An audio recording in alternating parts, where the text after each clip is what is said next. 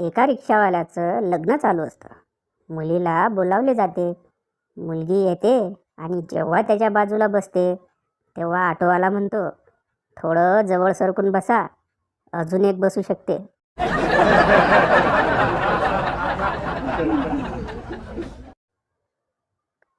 कोणाला समजवण्यासाठी प्रत्येक वेळी शब्दच पुरेसे नसतात. कधी कधी दोन शिव्या घालून एखादी कानाखाली पण लावावी लागते.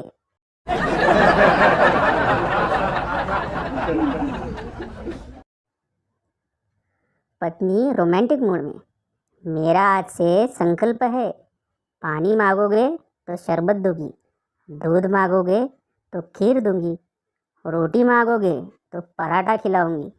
मैं तो सीधा सीधा बोलना, जो तुम चाहोगे वो मैं हरगिज नहीं करूँगी.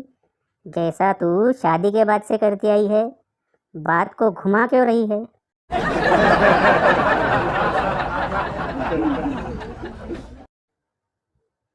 मीटिंगमध्ये बॉसच्या फालतू जोकवर तोच हसतो ज्याचा EMI सर्वात जास्त असतो.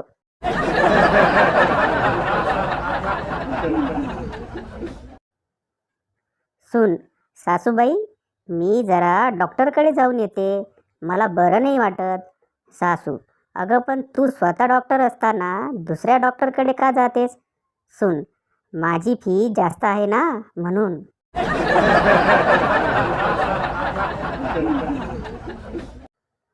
मुलगी, या ड्रेसची किंमत किती आहे. दुकानदार, फक्त 5 किस. मुलगी, आणि त्या ड्रेसची. दुकानदार, 10 किस. मुलगी, ठीक आहे, दोन्ही ड्रेस पॅक करून द्या, बिल आजी देणार.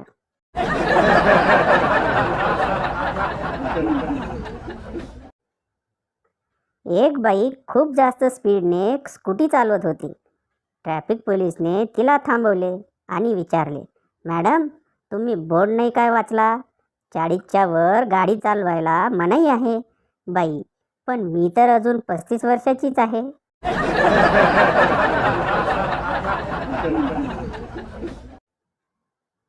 बायकोने विचारलं, मी कशी दिसते हो. मी म्हणालो, श्रीदेवी नंतर तुझाच नंबर आहे. तांब्या फेकून मारला ना राव.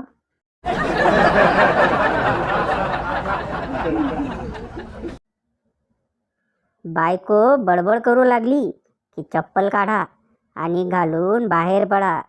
तुम्ही जो विचार करत होता त्यासाठी वाघाचं काळीज लागतं राव.